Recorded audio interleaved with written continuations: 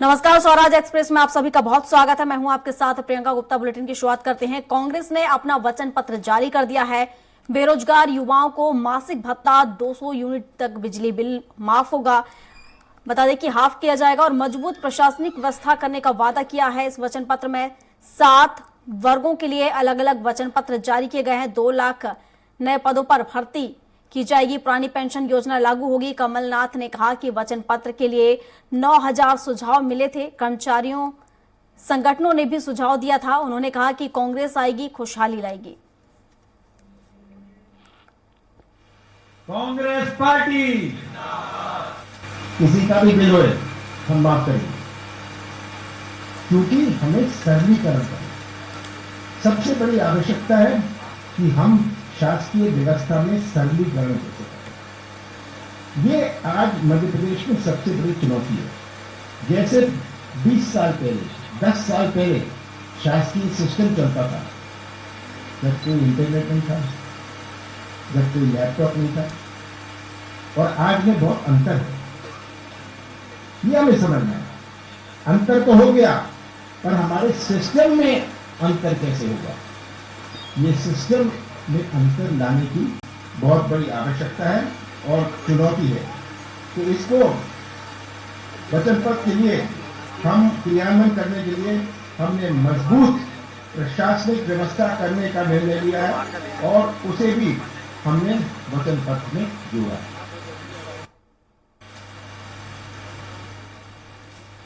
तो कांग्रेस ने वचन पत्र जारी कर दिया है। नवरात्रि का तीसरा दिन है और जैसा कि कांग्रेस ने कहा था कि नवरात्रि के समय पर वो अपनी सूची जारी करेंगे और अब इसी के साथ उन्होंने अपना वचन पत्र भी जारी कर दिया है। तो कांग्रेस का वचन पत्र में जो वचन यहां पर दिए गए, जिसमें पुरानी पेंशन योजना लागू करने को इसमें शामिल किया गया है। 1 लाख नए पद यहां पर लाए जाएंगे और आपको बता दें कि इसके साथ ही 2,500 प्रति क्विंटल धान खरीदेंगे।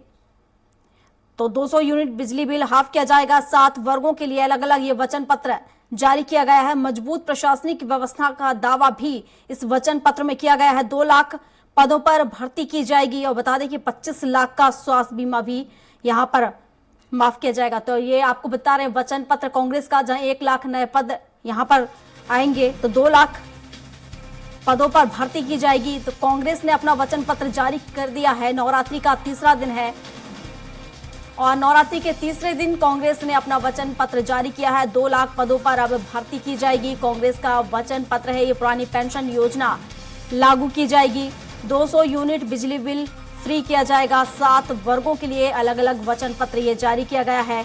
तो मजबूत प्रशासनिक व्यवस्था का दावा इस वचन पत्र में किया गया है। तो बता दें कि 2 लाख पदों पर भर्ती यहां की जाएगी। इस वचन पत्र में यह भी वादा उनके द्वारा किया गया है। तो 25 लाख का स्वास्थ्य बीमा भी माफ किया जाएगा।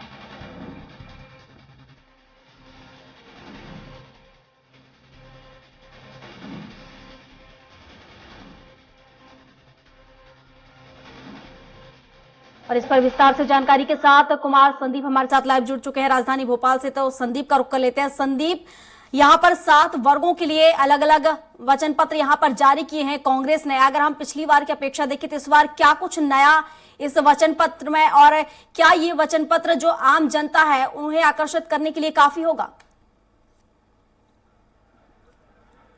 जी बिल्कुल, देखिए कांग्रेस का फोकस सीधे तौर पर महिलाओं, युवाओं और आदिवासियों पर है। इस वचन पत्र में की खास बात यह है कि जो लाडली लक्ष्मी योजना है बीजेपी सरकार की, उसका काउंटर करने के लिए मेरी बेटी रानी योजना जो है कांग्रेस इस प्रदेश में लागू करेगी, जिसमें 2,51,000 रुपए दिए जाएंगे। इसके अलावा अगर बात की जाए तो युवा स्वामित्व योजना, जो बेरोजगार हैं उन्हें 3,000 रुपए से लेकर 1,500 रुपए जो है कांग्रेस देगी। इसके अलावा और भी जो अलग अलग वचन कांग्रेस ने दिए हैं प्रियंका, उसमें साफ तौर पर बात कही गई है कि जिस तरह से जो खिलाड़ी अगर पदक लेकर आते हैं तो उन्हें करोड़ों रुपए की राशि दी जाएगी। इसके अलावा जैसा कि पहले भी कांग्रेस जो अधिकार है, राइट टू वाटर की बात की जाए या फिर राइट टू हेल्थ की बात की जाए या फिर सबके लिए बिजली, ऐसे अधिकार देने की बात कांग्रेस ने अपने इस वचन पत्र में की है।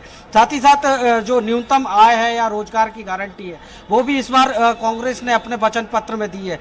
कुल मिलाकर अगर बात की जाए तो जो फोकस है युवा, महिलाओं और जो आदिवासी हैं उन पर रहने के साथ साथ जो किसानों की कर्ज माफी का एक बड़ा मुद्दा 2018 के विधानसभा चुनाव में था प्रियंका, उसको फिर से कांग्रेस ने दोहराया है। साथ ही साथ जो गेहूं की खरीदी है किसानों को समर्थन मूल्य की, उसमें भी इस बार वृद्धि की गई है। 3,000 रुपए जो है प्रति क्विंटल कांग्रेस जो है किसानों से जो गेहूं है वो खरीदेगी। इसके अलावा जो गौ माता को लेकर जो लगातार राजनीति होती रही है उसको लेकर भी कांग्रेस ने इस बार एक गाय का गोबर खरीदने के लिए जो है वो अपने वचन पत्र में उसे भी जगह दी है।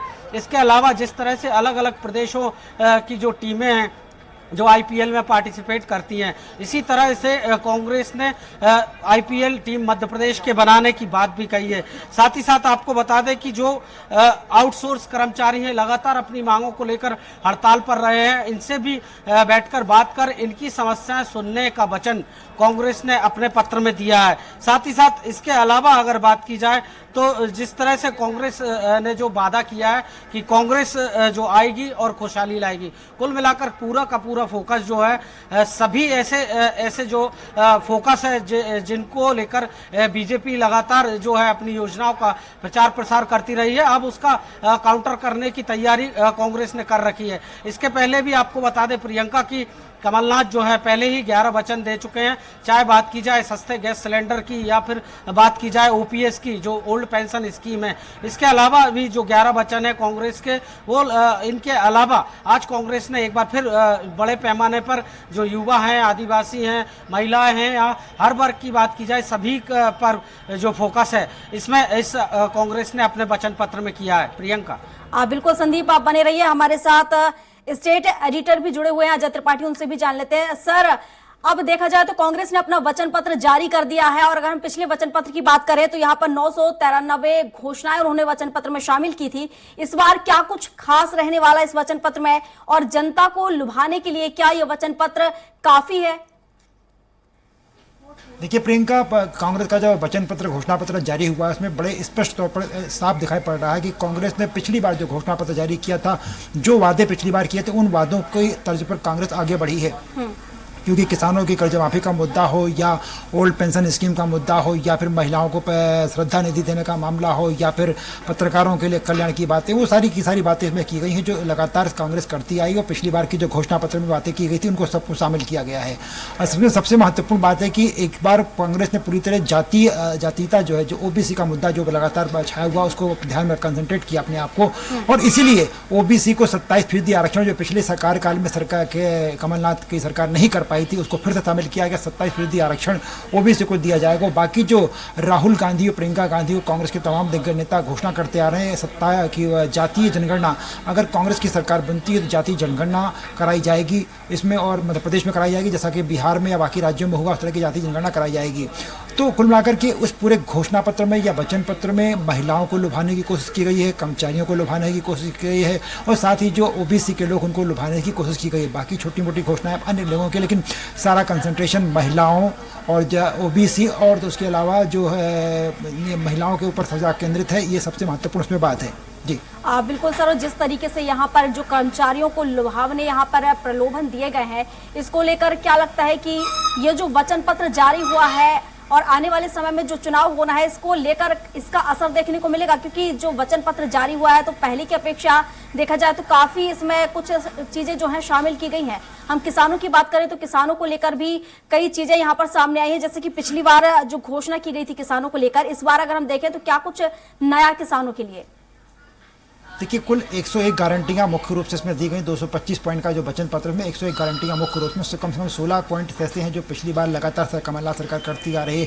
किसानों को 5 आवर तक का बिजली का बिल माफ किया जाएगा, उसके अलावा 100 रुपये पर यूनिट बिजली, 100 रुपये का यूनिट तक की बिजली मुफ्त दी जाएगी। सारी बातें किसानों को लेकर के हैं और सबसे महत्वपूर्ण किसानों के लिए तमाम जो योजनाएँ होती हैं, मंडी में उनका अनाज ठीक से बिके, उनको गेहूँ की जो MSP है वो ठीक प्राइस मिल सके, तो MSP का मुद्दा भी इसमें उठाया गया है और किसानों के लिए वहाँ ये इस तरह की व्यवस्थाएं की गई ताकि किसान जो है बाजार में जाकर के अपना सामान बेच सके या मंडी में उनको उनके साथ न्याय हो सके। ये सारे मुद्दे उसमें शामिल करने की कोशिश की। पर जैसा मैंने आपसे कहा कि पूरे कंसंट्रेशन में किसान की बजाय महिलाओं पर ज़्यादा केंद्रित है और महिलाओं के अलावा ओबीसी पर ज़्यादा केंद्रित है, क्योंकि जाति जनगणना की बात करते हैं और कर्मचारी 3 कैटेगरी में लिया, ओबीसी, कर्मचारी और महिलाएं, इन 3 कैटेगरी को पूरे के पूरे वचन पत्र में ज़्यादा महत्वता के साथ दिखाया गया है। और महिलाओं के लिए तमाम घोषणाएं कर दी। नारी श्रद्धा निधि की बात की गई है, प्रियदर्शनी योजना लागू कर दी जाएगी, इसमें प्रियदर्शनी योजना में नया वचन पत्र लाया जाएगा महिलाओं के हिसाब से। और उसके अलावा जो पत्रकार महिलाएं उनके लिए भी, यहाँ तक कि जो वरिष्ठ पत्रकार योजना में जो पेंशन राशि मिलती है उसमें महिलाओं को आयु में छूट दी जाएगी। तमाम इस तरह की घोषणा सरकार ने उसमें कमलनाथ ने की है। और ये माना जा रहा है कि आने वाले दिनों में जो विधानसभा का चुनाव जो होने जा रहा है उसमें अभी चूंकि बीजेपी का घोषणा पत्र आना है, बीजेपी का घोषणा पत्र जब आ जाएगा उसके बाद मतदाता निर्णय कर पाएगा। दोनों घोषणा पत्रों में जो तमाम वादे सरकार इस तरह की पार्टियां करती हैं कितने पूरे हो पाते हैं, उसमें से बहुत सारी चीज़ें बहुत अटकलबाजी रहती है। लेकिन इसलिए जब तक बीजेपी घोषणा पत्र नहीं आता तब तक ये कंपेयर करना मुश्किल होगा और इसलिए दावे से नहीं कह सकते कि इसमें मतदाता कितना प्रभावित हो पाएगा। जी प्रियंका। बिल्कुल सर, कांग्रेस ने हालांकि वादों की यहाँ पर झड़ी लगा दी है, देखने वाली बात होगी। अब तक भाजपा के वचन पत्र की यानी भाजपा की घोषणा पत्र का इंतजार रहेगा कि आखिर वो किस तरह का घोषणा पत्र यहाँ पर जारी करेगी। शुक्रिया सर आपका तमाम जानकारियों के लिए। तो ये आपको बता रहे जहां 200 यूनिट तक बिजली बिल हाफ किया जाएगा, पुरानी पेंशन योजना लागू की जाएगी।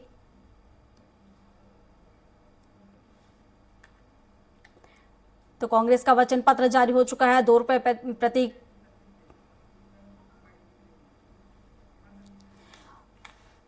तो कांग्रेस ने अपना वचन पत्र जारी कर दिया और कुमार संदीप भी हमारे साथ जुड़े हुए। तो संदीप का रुख कर लेते हैं। संदीप, जिस तरीके से सभी वर्गों को यहां पर कांग्रेस ने साधा है, अगर यहां देखें तो वादों की झड़ी यहां पर कांग्रेस ने लगा दी है। और अगर हम बात करें युवाओं की, जिस तरीके से युवाओं को लेकर और बेरोजगारी को लेकर एक बड़ा मुद्दा रहा है और इसको लेकर अब कांग्रेस ने अपने वचन पत्र में शामिल किया है कि 2 लाख पदों पर भर्ती की जाएगी। तो क्या 2 लाख पदों पर यह भर्ती को लेकर जो यहाँ पर घोषणा की जा रही है, इससे जो युवा है उन्हें साधने के लिए ये काफी होगा, क्योंकि बेरोजगारी बड़ी संख्या में है और 2 लाख पदों पर ही भर्ती की जानी है।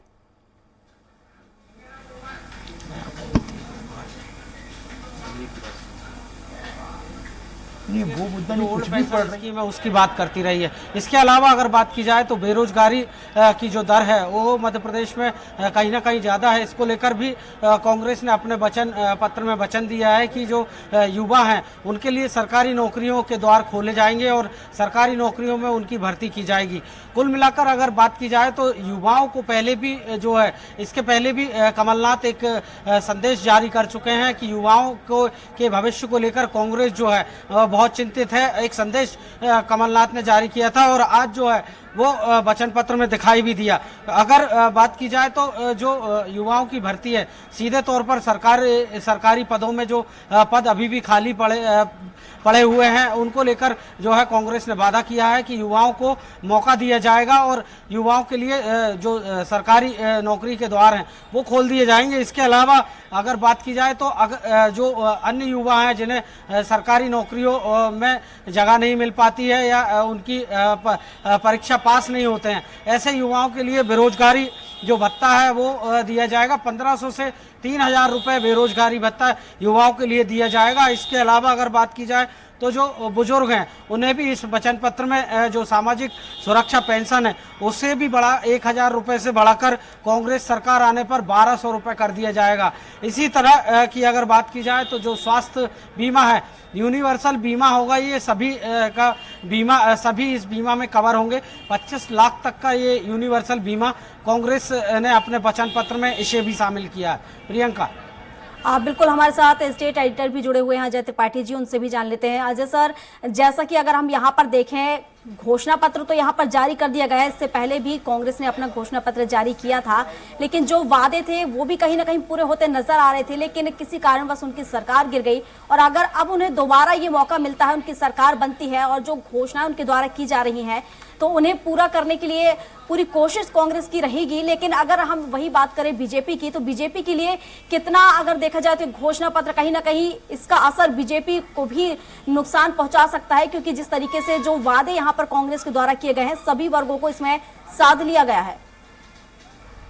देखिए, कांग्रेस हो या बीजेपी या समाजवादी पार्टी या बहुजन समाज पार्टी या पॉलिटिकल सिनेरियो समझिए, जब भी घोषणा पत्र जारी होते हैं तो इसी तरह के घोषणा पत्र जारी होते हैं। और इन घोषणा पत्रों को ये माना जाता है कि जो पॉलिटिकल पार्टियां होती हैं उनके लिए घोषणा पत्र जो होते हैं वो बाइबल, कुरान और गीता रामायण हुआ करते हैं, उनको बहुत माना जाता है। लेकिन अक्सर क्या होता है कि पॉलिटिकल वादे होते हैं, पॉलिटिकल वादे पूरी तरह कंप्लीट नहीं हो पाते, ना संभव हो पाता है कि उनको कुछ नापा जाए।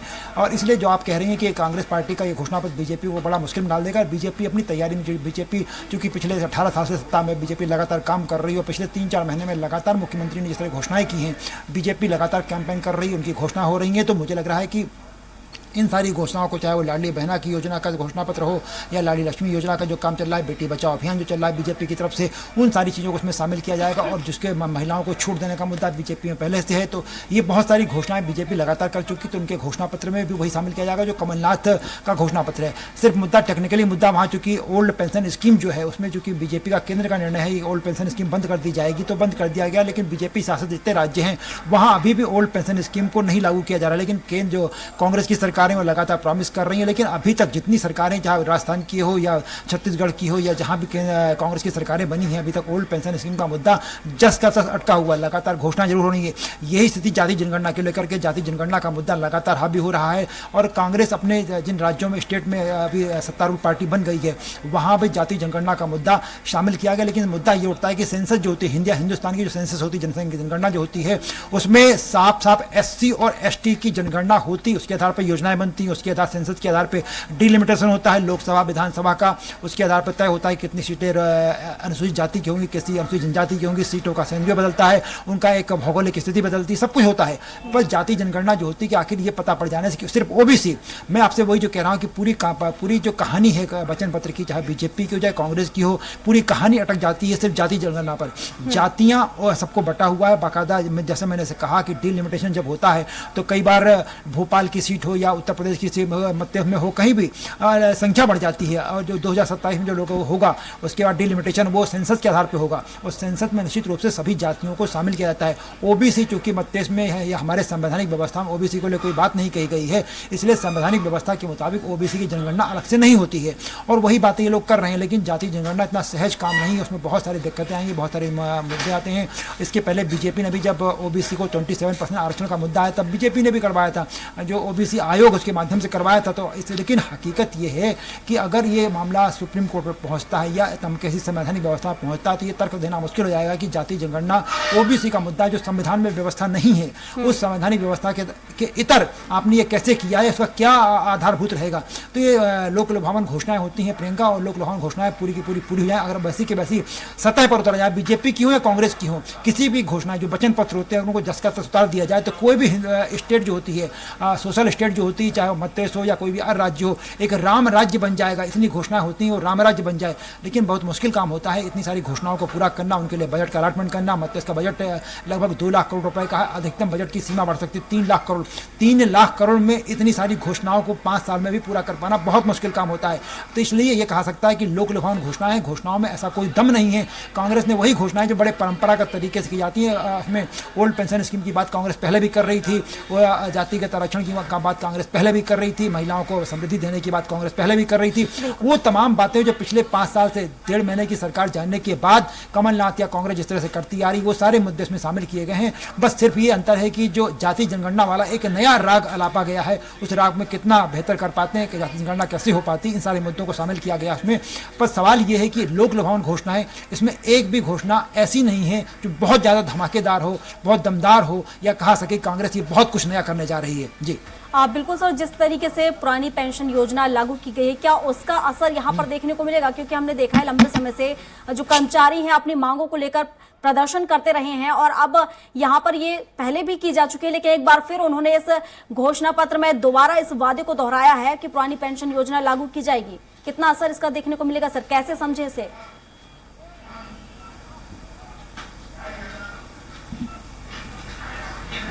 संदीप भी हमारे साथ लगातार बने हुए हैं, तो संदीप का रुख कर लेते हैं। संदीप, पुरानी पेंशन योजना लागू की जाएगी, ये घोषणा पत्र में इस वचन को भी शामिल किया गया है यहाँ पर कांग्रेस की तरफ से। तो क्या माना जाए, कितना असर इसका देखने को मिलेगा? क्योंकि हमने पहले देखा है कि कई बार इसको लेकर जो कर्मचारी हैं प्रदर्शन करते आए हैं अपनी मांगों को लेकर, और अब इस मांग को अगर देखा जाए पुरानी पेंशन योजना लागू करने को घोषणा पत्र में शामिल किया गया है। जी बिल्कुल, देखिए ओल्ड पेंशन स्कीम जो है पूरे देश का मुद्दा बना हुआ है। चूंकि कांग्रेस लगातार जिन जिन राज्यों में शासन कर रही है या जहां जहां सरकारें हैं वहां पर ओल्ड पेंशन स्कीम को लागू किया गया है। बात की जाए राजस्थान, छत्तीसगढ़ की या फिर हिमाचल या कर्नाटक की, वहां पर ओल्ड पेंशन स्कीम को लागू किया गया है। लेकिन ये मुद्दा जो है ओल्ड पेंशन स्कीम का, कहीं ना कहीं इसको लेकर केंद्र सरकार की सहमति चाहिए होती है, और वो केंद्र सरकार की सहमति अभी तक जो है वो इन राज्यों को भी नहीं मिल पाई है। चूंकि अब मध्य प्रदेश में चुनाव है, ऐसे में जो ओल्ड पेंशन स्कीम है 2005 से कांग्रेस ने इसे लागू करने का वादा जरूर किया है, लेकिन अगर देखा जाए तो ये कहीं ना कहीं चुनावी घोषणा पत्र है। चूंकि प्रियंका, ऐसे में कई घोषणाएं ऐसी हैं जिन्हें पूरा करना केंद्र की मदद के बिना संभव नहीं है। इसी के तहत ये जो ओल्ड पेंशन स्कीम का मुद्दा है ये भी उसी तरह से। एक बात और प्रियंका, इसमें खास बात है कि मध्य प्रदेश में स्कूली शिक्षा को जो है कांग्रेस ने वचन दिया है कि निःशुल्क करेंगे। 101 गारंटियां जो हैं इस वचन पत्र में कांग्रेस ने शामिल की हैं, जिसमें एक ये भी है कि मध्य प्रदेश में पूरी स्कूली शिक्षा निःशुल्क भी होगी। इसके अलावा जो पढ़ो पढ़ाओ योजना है उसमें भी सरकारी स्कूल के बच्चों को जो है 1 से 8वीं तक के जो बच्चे हैं उन्हें 500 रुपये, और 9वीं से 10वीं के लिए 1000 रुपये, और जो 11वीं 12वीं के जो बच्चे हैं उन्हें 1500 रुपये प्रति माह दिए जाएंगे। कुल मिलाकर पूरी स्कूली शिक्षा जो है वो तो निःशुल्क होगी ही। इसके अलावा अगर बात की जाए तो स्कॉलरशिप इसे कहा जाए या फिर एक तरह से वजीफा कहा जाए, ये भी एक प्रमुख घोषणा जो है या गारंटी जो है कांग्रेस ने दी है।